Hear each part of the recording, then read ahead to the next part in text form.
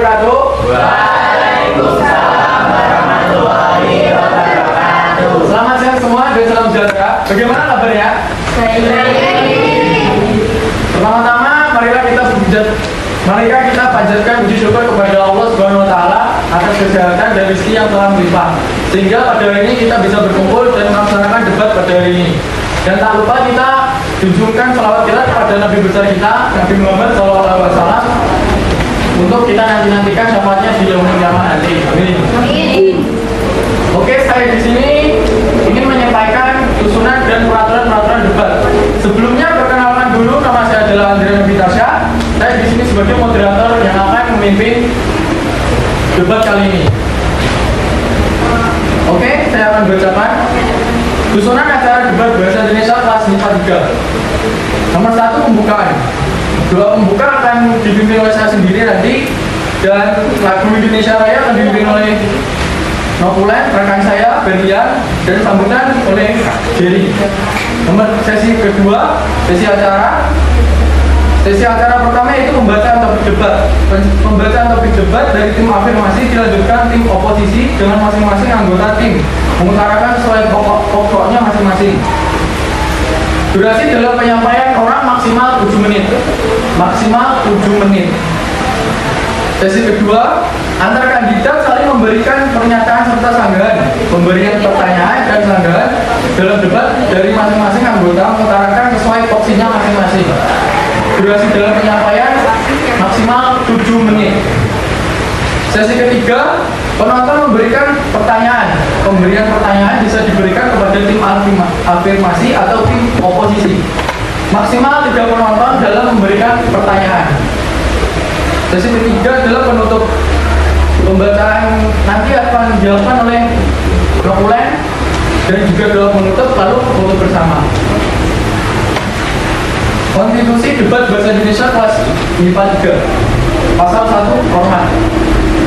1. Format debat bahasa Indonesia dalam satu ruang debat terdiri dari 2 tim, yaitu tim afirmasi dan tim oposisi yang masing-masing terdiri dari 6 pendebat. 2. Setelah semua pendebat dari setiap tim selesai menyampaikan pidato, pendebat pertama atau kedua dari masing-masing tim memberikan pidato balasan dengan tim oposisi sebagai pihak yang menyampaikan pidato balasan terlebih dahulu. Nomor 3. Waktu penyampaian pidato adalah 7 menit untuk babak pertama dan pidato balasan 4 menit di babak kedua. Metode pemberian sinyal waktu untuk setiap pendebat diputuskan oleh tim pengatur waktu atau timer. 5. Sebelum debat dimulai, setiap tim harus memberikan informasi kepada moderator yang berisi tentang nama dan tugas dari masing-masing anggota tim. 6. Pendebat yang boleh berpidato dalam sebuah debat adalah 6 pendapat untuk masing-masing tim yang diumumkan oleh moderator saat permulaan debat. 7. Selama debat berlangsung, pendebat tidak diperkenankan untuk berkomunikasi dengan pelatih ataupun anggota tim lain yang tidak berpidato di debat saat itu atau penonton. 8. Tanpa mengurangi kata yang terdapat pada pasal 1, pada saat debat berlangsung pendebat yang seharusnya tampil namun tidak dapat menyampaikan pidatonya, maka pendebat lain dari tim yang sama sebagaimana telah diumumkan sebelumnya oleh moderator diperkenankan melakukan pidato pengganti atau substitusi. Pasal 2. Syarat dan ketentuan. 1.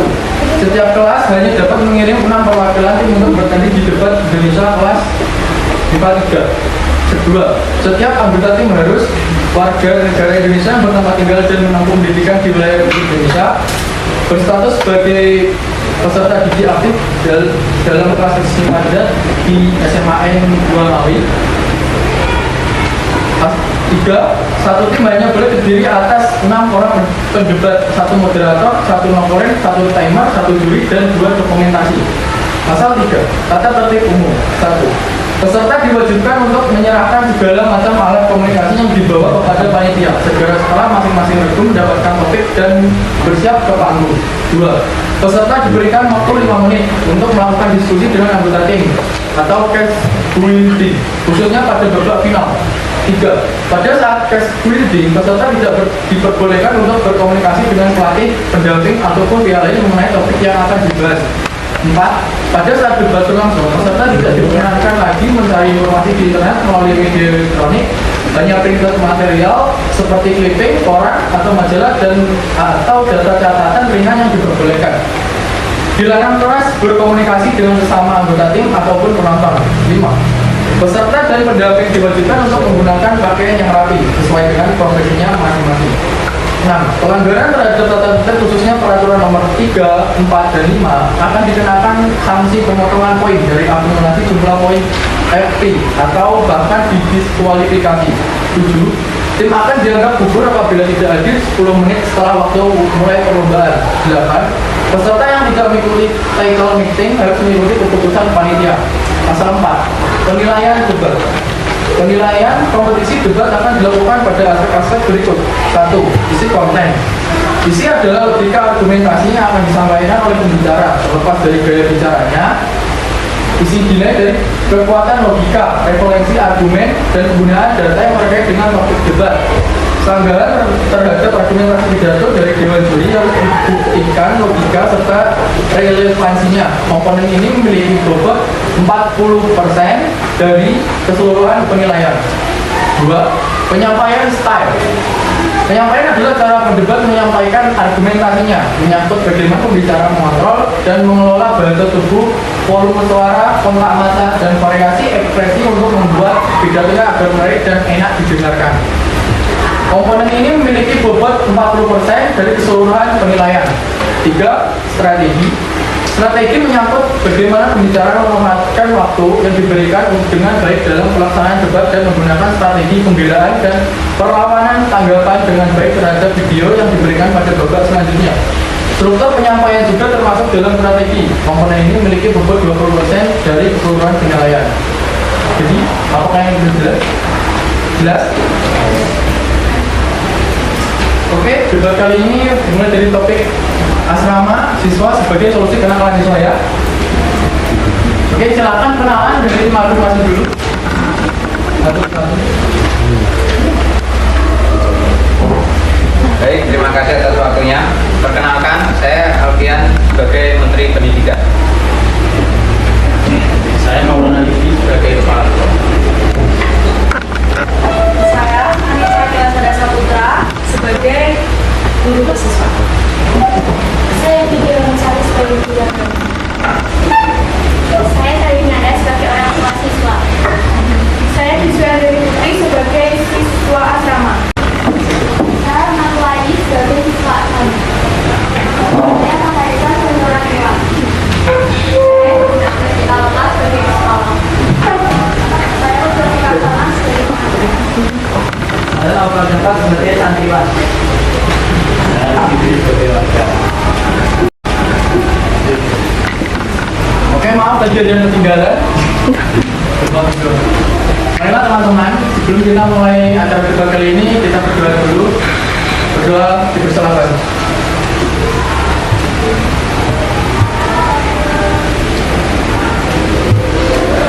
Doa selesai. Oke, selanjutnya menyanyikan lagu Indonesia Raya. Jarak pergi.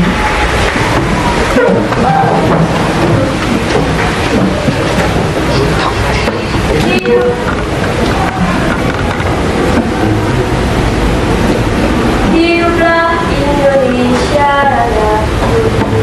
Indonesia tanah airku, tanah tumpah darahku. Di sanalah aku berdiri, jadi pandu ibu. Indonesia kebangsaanku, bangsa dan tanah airku. Marilah kita berseru, Indonesia bersatu. Hiduplah tanahku, hiduplah negeriku, bangsaku, rakyatku semuanya. Bangunlah jiwa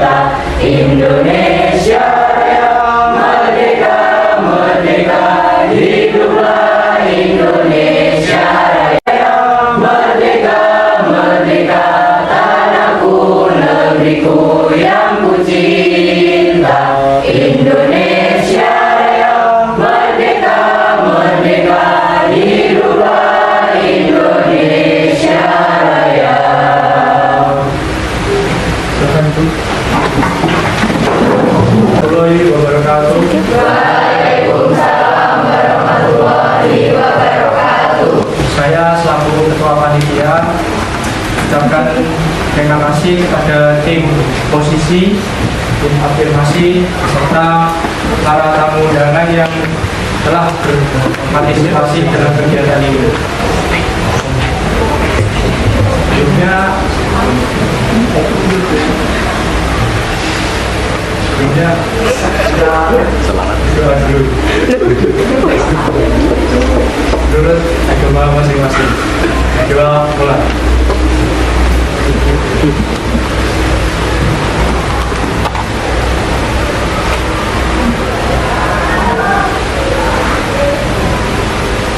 Doa selesai. Sekian dari saya. Tidak ada salah kata. Wassalamualaikum warahmatullahi wabarakatuh. Waalaikumsalam warahmatullahi wabarakatuh.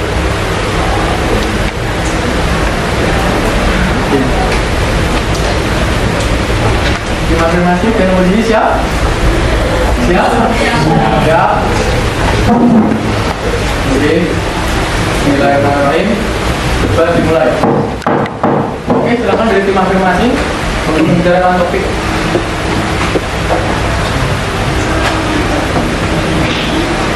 Oke, dipersilakan. Terima kasih atas Waktu untuk dimulai dari sekarang. Terima kasih atas waktu yang diberikan pada moderator. Kenakalan remaja menjadi isu penting yang terjadi di Indonesia saat ini. Banyak kenakalan remaja yang terjadi seperti penggunaan narkoba, tawuran antar pelajar, penyalahgunaan narkotika, dan geng motor lainnya.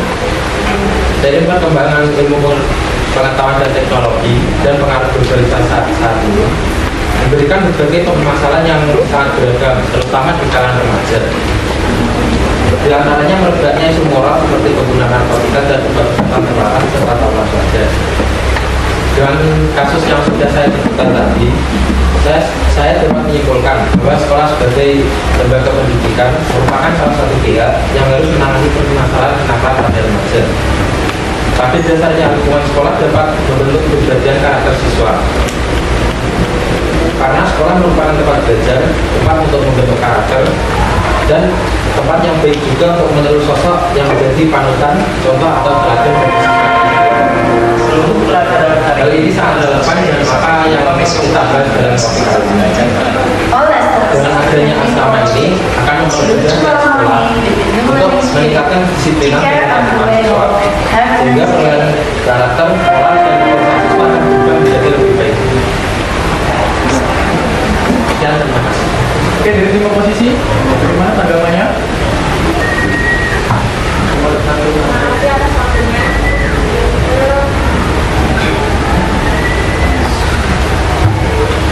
Asrama sangat memberikan dampak buruk, tetapi juga ada dampak baiknya. Jadi pergaulan siswi yang sudah dapat dibuktikan dengan adanya beberapa berita belakangan ini yang sudah tersebar dalam media massa dan salah satunya seperti Jepret, Seks, dan lain-lain.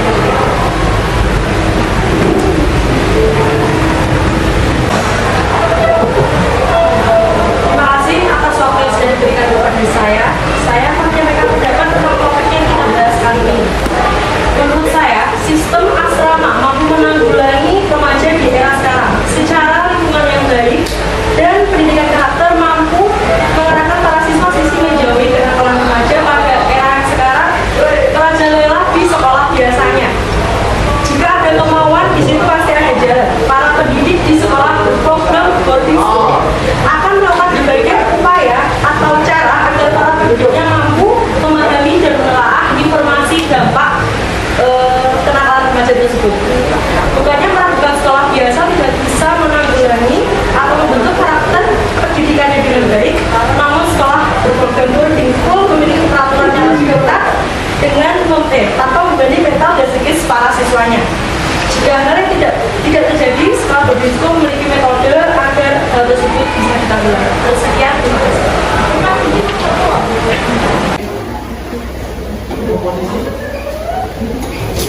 Terima kasih atas waktu yang telah moderator berikan kepada saya. Saya akan menyampaikan tentang sudut pandang saya sebagai seorang siswa. Sebelum kita menyinggung tentang penakalan hubungan antara penakalan remaja dan asrama, mari kita bahas terlebih dahulu mengenai latar belakang siswa bisa masuk ke dalam asrama. Kebanyakan siswa bisa masuk ke dalam asrama yaitu karena paksaan dari orang tuanya. Bisa saja mereka dipaksa karena satu, karena tidak bisa mengatur waktu, dan dua, tidak bisa disiplin atau masalah penakalan yang lainnya. Nah, jika hanya satu anak yang dimasukkan ke dalam pondok karena alasan demikian, mungkin itu bisa mengubah anak tersebut. Namun yang terjadi kenyataannya adalah banyak orang tua yang berpikiran demikian, sehingga banyak anak-anak yang makanya dimasukkan ke dalam pondok, sehingga mereka malah berkumpul menjadi sebuah geng dan melakukan bullying di sekolah. Biasanya korbannya adalah para adik kelas atau seniornya. Sekian, terima kasih.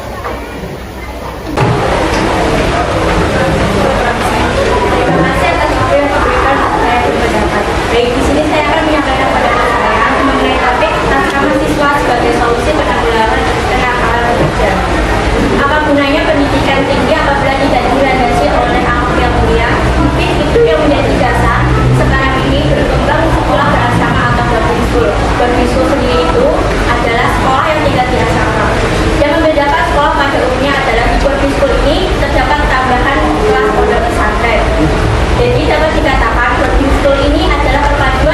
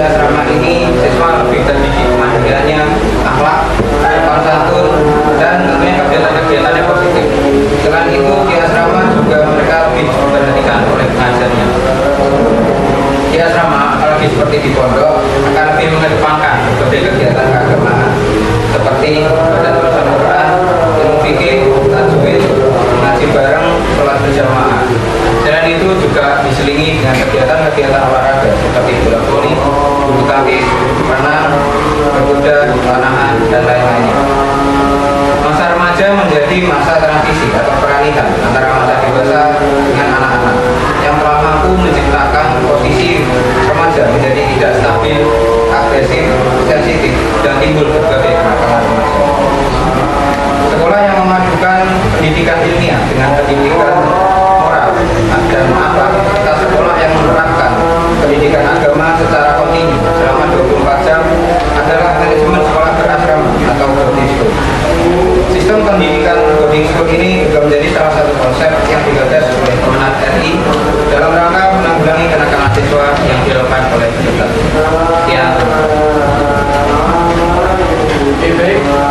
Silakan dari komoditi sama. Saya tidak berpikir sama sebagai penanggulangan kenakalan siswa karena kita tidak tahu apa yang dilakukan tidak bersama juga anak bisa lepas dari pengawasan masalah anak-anak juga kadang tidak kuat dengan aturan yang dilakukan oleh asrama tersebut. Ini cukup.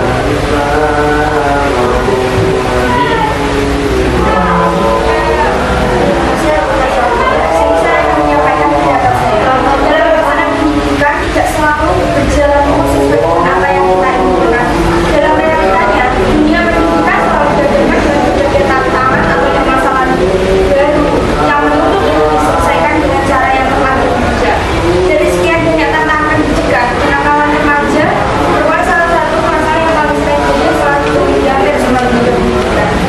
Akhir-akhir ini pun permasalahan kenakalan remaja semakin tak muncul. Maka dari itu, salah satu cara agar kenakalan ini berkurang atau berakhir, yaitu rasa mendidik anak itu di asrama atau di pesantren, agar mereka lebih mengenal yang namanya akhlak baik, moral yang baik, dan mempunyai masa depan yang baik. Ya. Oke. Ada dari komoditi. Menurut saya, doa tidak dapat menjadi tempat untuk mengatasi kenakalan remaja. Karena terjadi beda yang siswa ada beberapa pendapat di kalangan santri karena ada rasa benci di asrama dari dalam tindakan hubungan tersebut. Mereka melakukan perilaku tersebut. Selain itu, alasan santri tersebut menjadi nakal pada menjadi pesantren yaitu karena para santri merasa tertekan dengan peraturan yang ada, jadi mereka membiasakannya dari perilaku. Oke. Silakan dikonfirmasi.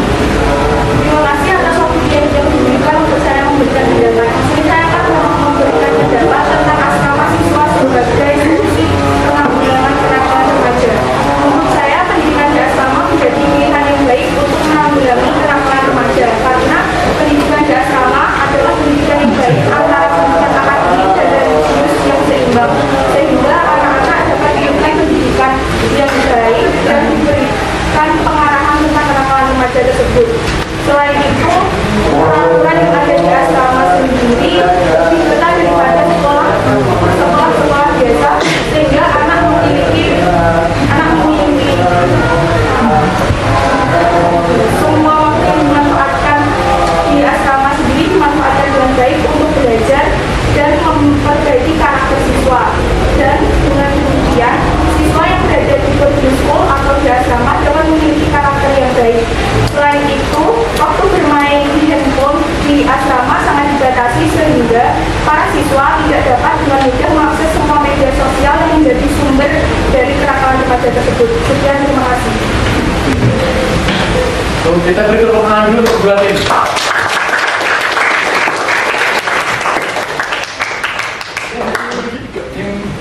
Posisi. Terima kasih untuk waktu yang diberikan. Menurut saya, asrama tidak selalu memberi dampak baik atau positif. Semua tergantung atas diberikan orang tuanya. Kalau asrama menjadi solusi kenakalan remaja, maka kalau sedang libur atau di rumah bisa berbagai masalah. Bahkan mereka bisa saja menjadi korban dari sebelumnya karena mereka selalu diberitahu ketika berada di asrama dan ketika di rumah menjadi kesempatan dan pelatih di asrama. Jadi asrama tidak menjanjikan atau solusinya adalah Facebook. Ya, sudah tadi kita sudah mengadakan babak pertama yaitu pembicaraan topik debat. Kali ini kita akan memasuki sesi kedua yaitu pertanyaan dari setiap tim, yaitu afirmasi untuk melontarkan pertanyaan yang dijawab, dan di sini juga akan memberikan tanggapan. Lalu sebaliknya juga tim afirmasi akan membuat pertanyaan, lalu tim afirmasi menjawab. Nanti boleh membuat tanggapan untuk masing-masing pendapat. Oke, dimulai dari tim afirmasi.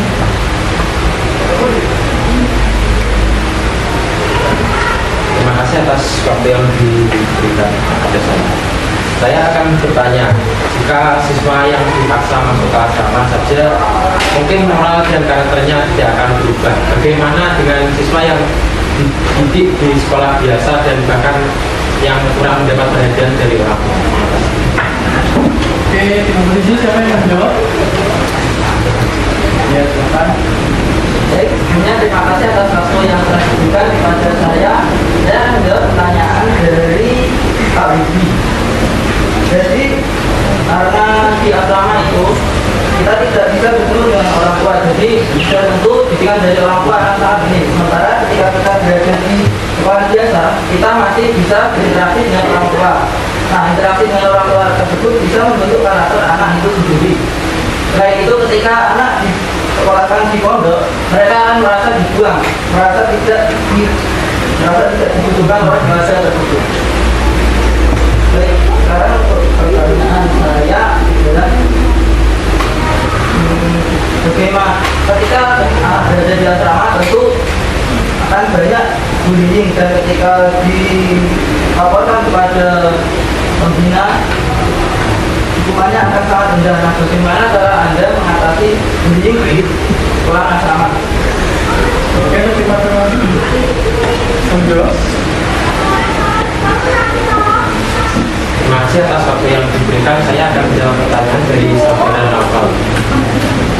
Menurut saya, tidak semua orang tua itu dapat mendidik anaknya dengan baik. Bahkan ada beberapa orang tua yang mungkin merupakan anak.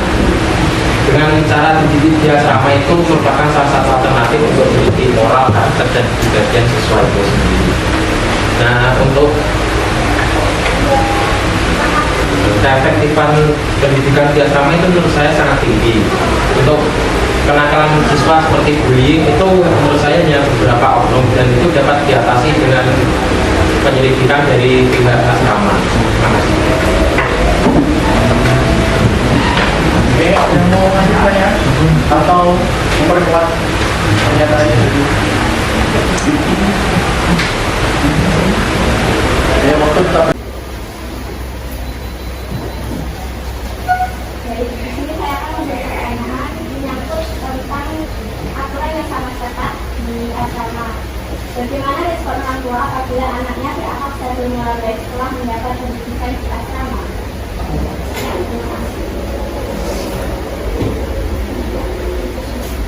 Bisa diulang lagi pertanyaannya? Baik, akan saya ulangi sekali lagi. Bagaimana respon orang tua jika melihat anaknya berakhlak dan bermoral baik setelah mendapat pendidikan di asrama? Oke, untuk tim oposisi. Silakan. Baik, terima kasih atas waktu yang diberikan kepada saya. Ya, tentu saja orang tua akan sangat senang ketika anaknya berakhlak mulia dan baik. Namun, apa jadinya jika reaksi orang tua melihat anaknya dibully ketika di asrama? Seperti yang kita ketahui, di asrama adalah terdapat banyak bullying. Bukan hanya bullying fisik, tetapi kadang juga terdapat bullying seksualitas. Ya. Oke, mungkin masih jalan yang mau menambahkan atau informasi dari atau pertanyaan.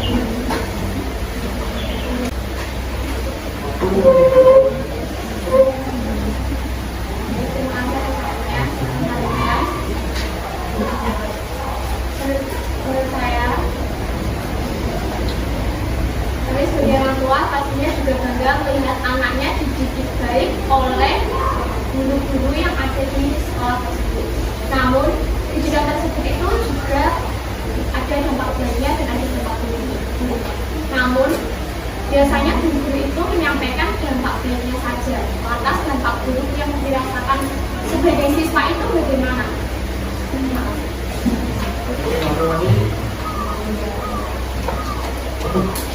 Baik, saya akan menjawab, memberikan saran maksudnya.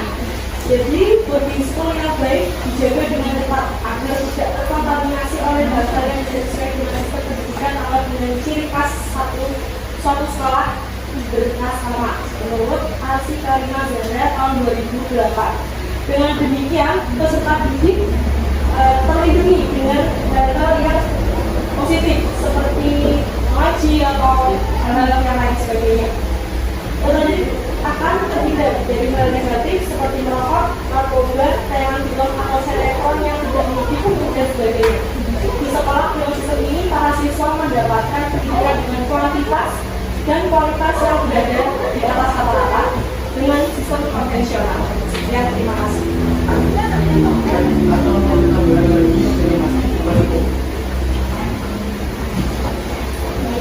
sini saya akan menyanggah tentang pernyataan dengan kasus seksual. Jika semua siswa biasanya mengalami kejadian itu, mungkin ada satu dua yang mengalami kasus tersebut. Tetapi bukan berarti di asrama tidak dapat menanggulangi kenakalan remaja dengan kasus tersebut. Beberapa upaya yang telah dilakukan di beberapa asrama seperti dilansir di jurnal iacmangsa.ic.co.id. Yang pertama, lembaga asrama tidak berani menciptakan ruang belajar keagamaan yang terbuka, egaliter serta memiliki perspektif gender. Upaya lainnya yaitu dengan memasukkan pendidikan kesehatan reproduksi ke dalam kurikulum pembelajaran di pesantren atau asrama. Pendidikan terkait kesehatan reproduksi termasuk terkait kekerasan seksual yang hanya masih menjadi kurikulum sendiri yang diselipkan dalam materi agama, tinggi perempuan, tinggi relasi perempuan dan laki-laki, tinggi pernikahan dan sebagainya.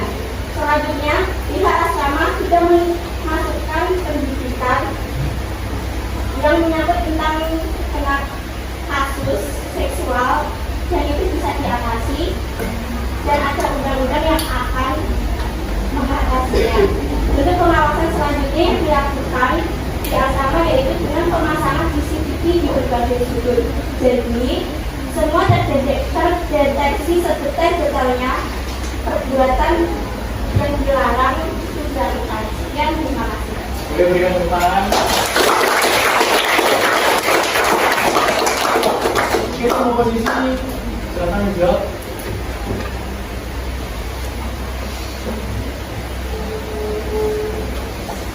Terima kasih. Seringkali kita mendengar ungkapan bahwa masa remaja adalah masa abu-abu, masa labil, emosional, dan ekspresif. Di mana di sini kita diperlukan tempat untuk belajar, tempat untuk menyelesaikan diri yang tepat dan teratur. Namun asrama di sini bukanlah tempat yang sesuai dan pas. Sekalipun di asrama tersebut diberlakukan peraturan yang sangat ketat, itu juga bukan termasuk hal yang tepat. Karena biasanya siswa atau siswi yang sering diberikan peraturan yang ketat, maka mentalnya, psikisnya akan lebih kena, sehingga mereka lebih melarikan diri ke daerah yang tidak mereka pikirkan sebelumnya, yaitu pergaulan bebas. Terima kasih. Oke, aku masih ada yang mau memberikan pertanyaan?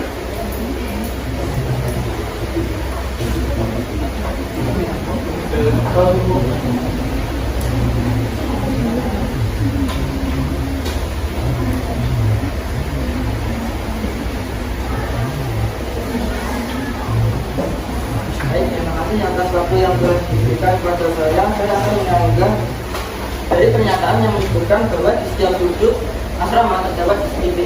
Apakah di kamar mandi terdapat CCTV? Tentu saja tidak.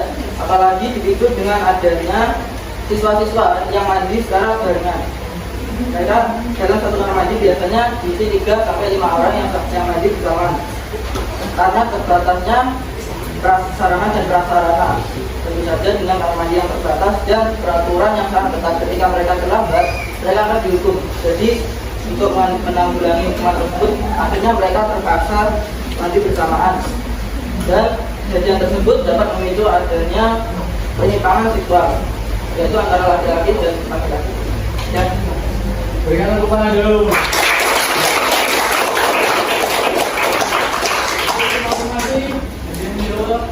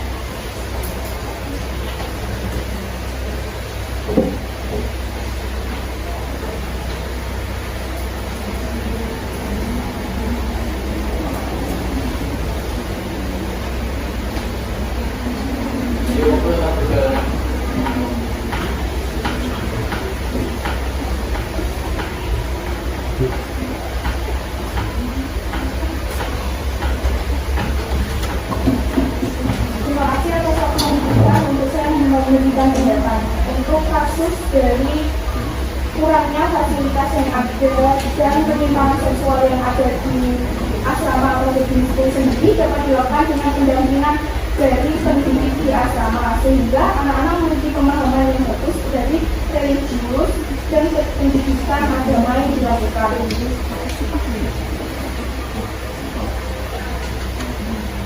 Terima kasih. Mau nambah lagi atau?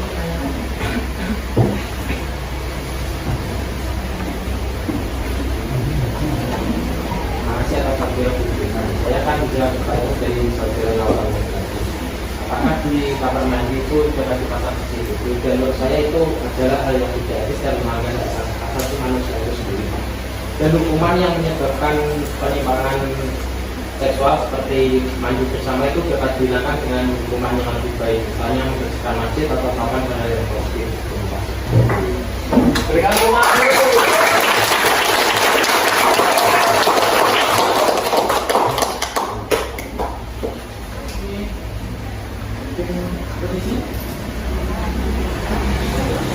Baik, terima kasih atas waktu yang telah diberikan kepada saya. Walaupun hukuman yang diberikan adalah membersihkan masjid sekalipun, apakah Anda mau jika disuruh dihukum tersebut? Hukuman tetaplah hukuman. Apapun konsekuensinya itu tetaplah hukuman. Oke, terima kasih. Ada yang mau nambah? Punya mas?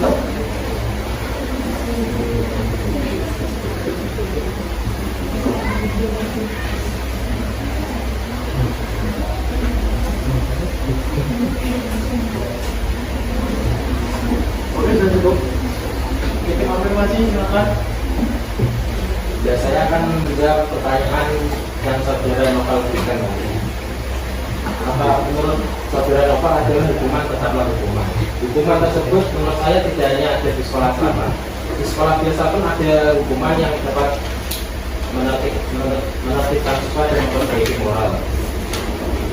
Tetapi hukuman tersebut harus tetap ditegakkan agar mendidik siswa menjadi pribadi yang lebih baik, dan hukuman tidak dapat dihilangkan.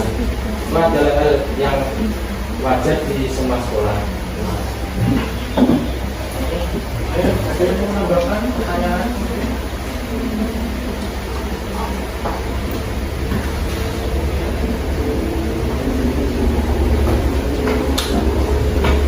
Baik, saya akan mengambil jawaban dari kami. Dari pertanyaan apakah kamu mau melakukan hukuman tersebut? Ya, saya mau melakukan kalau saya salah, dan saya akan berjanji untuk tidak mengulangi kesalahan itu lagi. Dan terima kasih. Baik, cukup. Komposisi. Terima kasih. Menurut Undang-Undang Nomor 39 Tahun 1999 mengenai hak asasi manusia pada pasal 9 ayat 1, yaitu setiap orang berhak untuk hidup, mempertahankan hidup dan meningkatkan taraf kehidupannya. Tadi yang dimaksud Novel adalah ketika siswanya sudah melakukan penyimpangan seks, itu apa yang dilakukan oleh asrama, bukan memberikan hukuman. Berarti kalau sudah melakukan penyimpangan seks, dibolehkan itu, terus diberikan hukuman, atau gimana? Terima kasih.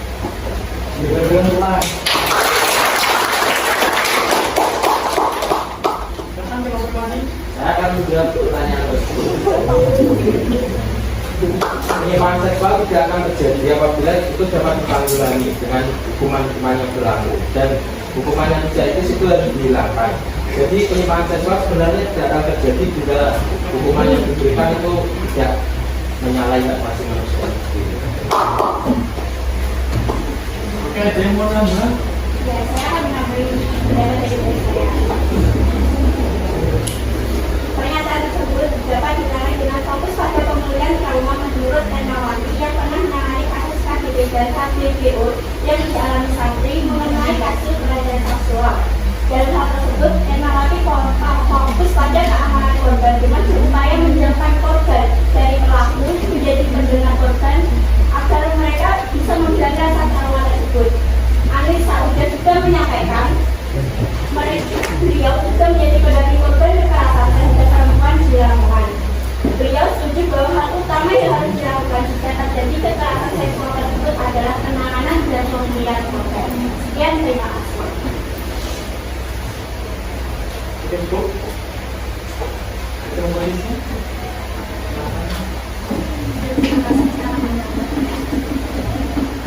seperti dibicarakan tentang ibu seri tadi, namanya setiap masa lalu semua orang pasti punya cerita masing-masing. Di sini yang dibicarakan itu mengenai mental seorang siswa. Yang namanya pernah terjadi pasti dia akan selalu mengingat hal tersebut. Sesuai pada pasal 28 C ayat 1, setiap orang berhak mengembangkan diri melalui pemenuhan kebutuhan dasarnya, berhak mendapatkan pendidikan yang layak dan memperoleh manfaat dari pengetahuan tersebut. Jadi di sini selain berpedoman pada undang-undang, perilaku kemanusiaan juga tidak terlepas dari ideologi bangsa, yaitu Pancasila kedua, kemanusiaan yang adil dan beradab. Sekali lagi pertanyaan dari saya, apakah penyimpangan seks tersebut termasuk suatu kemanusiaan yang adil dan beradab jika terjadi di salah satu asrama?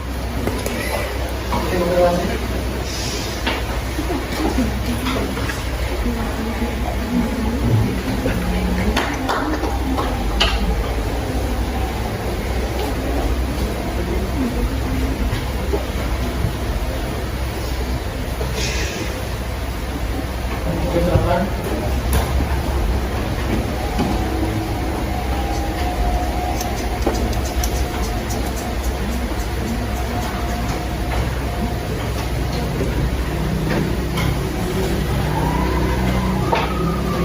Baik, saya akan menjawab. Kenakalan yang menjurus pada pelanggaran dan kejahatan seperti provokasi atau melakukan persimpangan seks tersebut merupakan kategori yang sangat luar biasa. Dalam kondisi tertentu, gejala kelainan wajah merupakan gejala sosial yang sebenarnya dapat diamati serta diukur kuantitas dan kualitas kebijakannya.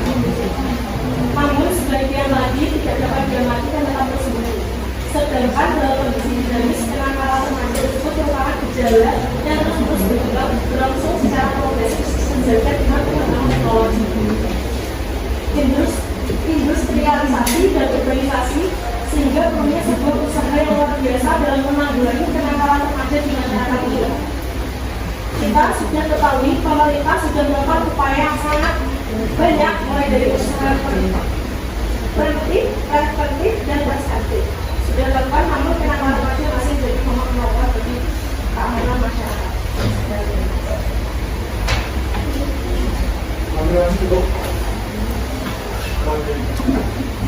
Di sini saya akan menambahi pendapat teman saya tentang bagaimana cara yang dilakukan untuk mengatasi kenakalan seks yang ada di asrama. Kenakalan seks yang terjadi di perhimpunan atau di asrama dapat diatasi dengan memberikan tindak tegas pada pelaku yang diatur dalam pasal 71 Undang-Undang Nomor 11 Tahun 2012 tentang sistem peradilan pidana anak, juga mengatur bagi anak atau remaja yang melakukan kejahatan karena kenakalan remaja akan dikenakan hukum pidana pokok dan tambahan. Sekian, terima kasih. kasih atas waktu yang diberikan. Tadi Destia membahas mengenai hukum pada pelaku penyimpangan seksual. Namun terdapat ada pasal lain tentang perlindungan anak di bawah umur. Tentu saja pelaku di asrama masih di bawah umur, dan korban juga pasti tidak berani menceritakan kekerasan yang dialaminya pada guru karena ia malu ketika berita tersebut tersebar, ia akan dihina oleh teman-temannya dan dihina sudah tidak dibilang.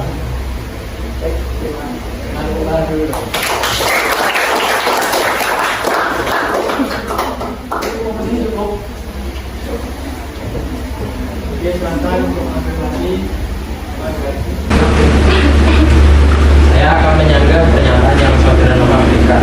Bila saudara Noval memberikan pertanyaan, ada pasal lain yang membahas tentang hal itu, bisakah saudara membacakan pasal itu serta apakah pasal itu berapa? Berapa pasal itu? Terima kasih.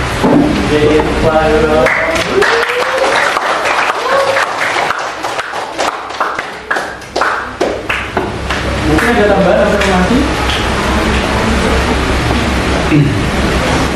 atau cukup saja? Oke, untuk tim oposisi silahkan menjawab. Menurut pasal 127 ayat 1 tersebut menyatakan tentang pergaulan bebas. Dan menurut Undang-Undang Dasar 11 tahun 2012, pasal ini menjelaskan tentang seorang anak yang harus mematuhi berbagai peraturan. Dan menurut Undang-Undang Nomor 20 Tahun 2003 menjelaskan tentang perlindungan anak. Seperti saat ini, seperti yang dibahas tadi mengenai penyimpangan seks, apakah itu termasuk perlindungan anak? Tidak sama sekali.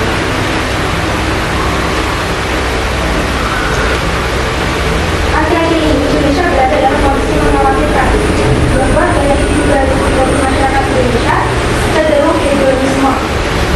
Asrama bisa menyebabkan terjadinya kehidupan hedonisme seperti mencari kebahagiaan sebanyak mungkin, dan juga sering melakukan perilaku seks bebas, khususnya di kalangan remaja. Salah satu penyebab hedonisme di sini adalah pergaulan bebas dari kurangnya rasa perhatian. Apakah di asrama menurutnya sudah cukup diberikan rasa perhatian? Mau menambahkan atau ada lagi tambahan? Cukup. Untuk konfirmasi.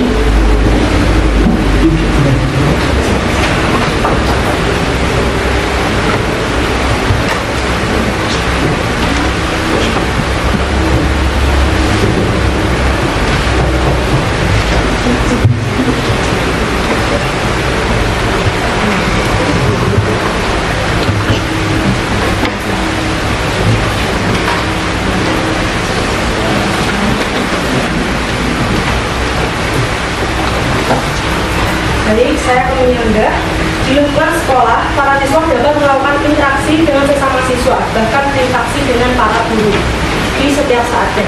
Contoh yang baik dapat mereka saksikan langsung di lingkungan mereka tanpa tertunda. Dengan demikian, pendidikan kognitif, efektif, dan psikomotor siswa dapat terlatih lebih baik dan optimal. Pembentukan karakter baik pada remaja dapat dilakukan dengan pendidikan agama.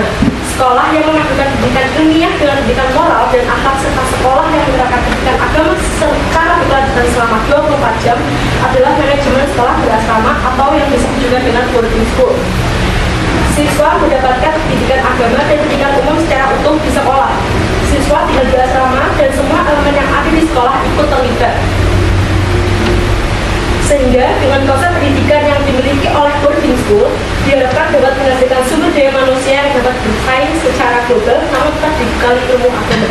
Dengan bekal ilmu agama yang dimiliki, siswa akan dapat menilai hal-hal yang boleh dilakukan dan tidak boleh dilakukannya sesuai dengan nilai-nilai norma yang berlaku di masyarakat itu. Sistem pendidikan boarding school ini juga menjadi salah satu konsep yang digagas oleh Kemenang RI dalam rangka menanggulangi dan mencegah terjadinya degradasi moral dan pada remaja sebagai dampak dari globalisasi. Sekian, terima kasih. Kita maafkan saja dan menambahkan.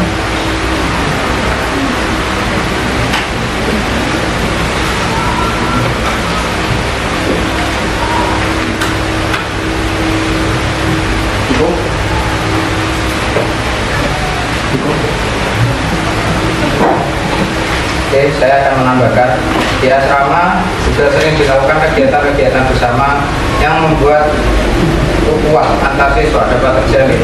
Jadi semua siswa akan dapat mempererat hubungannya dengan sesama yang lainnya. Kegiatan-kegiatan tersebut contohnya seperti ngaji bareng, melakukan kegiatan pembacaan ayat suci Al-Quran, dan lain-lain. Terima kasih.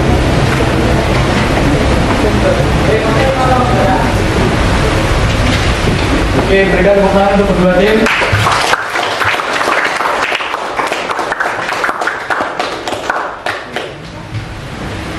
Oke, sesi 2 saya anggap selesai dan kita akan masuk sesi ketiga, yakni pertanyaan dari para penonton. Silakan siapa yang mau mengajukan pertanyaan, maksimal 3 menit.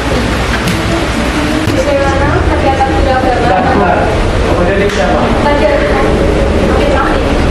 Oke, silakan. Bagaimana pendapat beragama tentang pelecehan siswa yang dilakukan oleh guru kepada siswa? Pendapat beragama pemimpin pendidikan. Oke, silakan dikonfirmasi.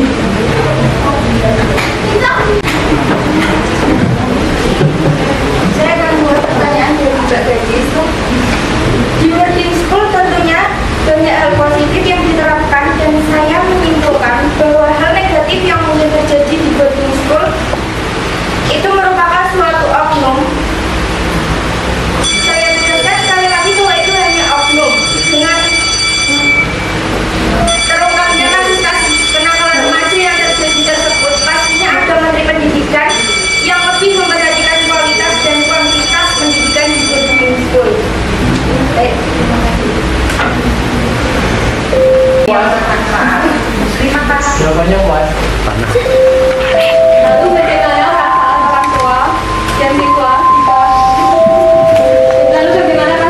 jika anaknya dilecehkan oleh guru agamanya di sekolah? Jadi kita berikan tepuk tangan dulu pertanyaannya.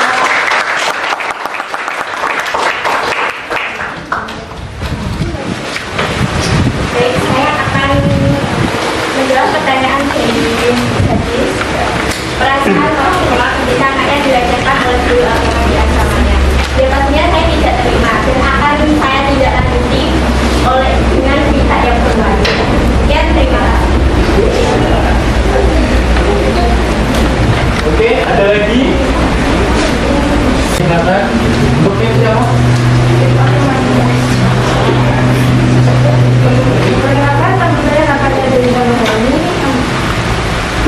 Saya akan memberikan pertanyaan. Sekarang banyak juga yang memberitakan tentang pelecehan guru atau pembinaan kepada siswa. Dan siswa yang mengalami hal tersebut tidak akan berani untuk mengungkapkan kepada orang lain. Dan siswa tersebut akan memendam permasalahannya sendiri.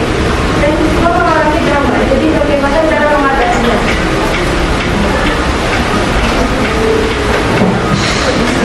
Dan terima kasih. Oke, berikan tepuk tangan dulu. Silakan konfirmasi.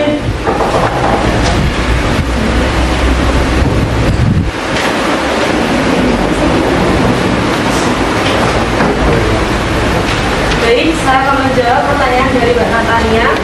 Jadi untuk mental siswa-siswi yang mungkin sudah terganggu, itu mungkin bisa diatasi dengan kegiatan-kegiatan positif yang diterapkan di boarding school.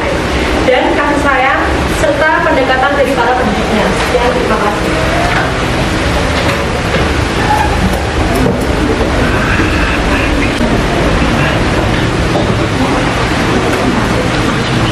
Oke,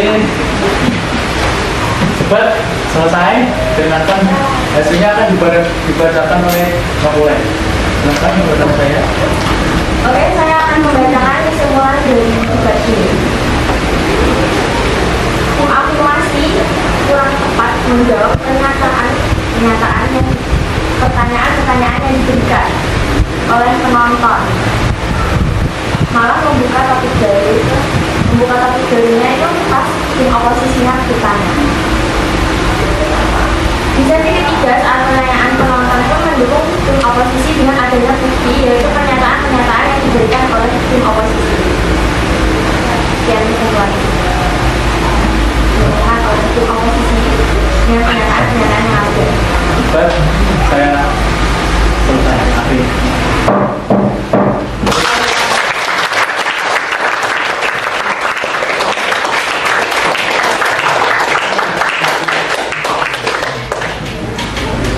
Sekian debat dari tadi, mari kita berdoa untuk akhir debat ini.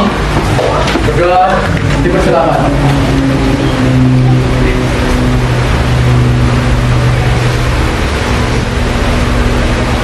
Berdoa selesai.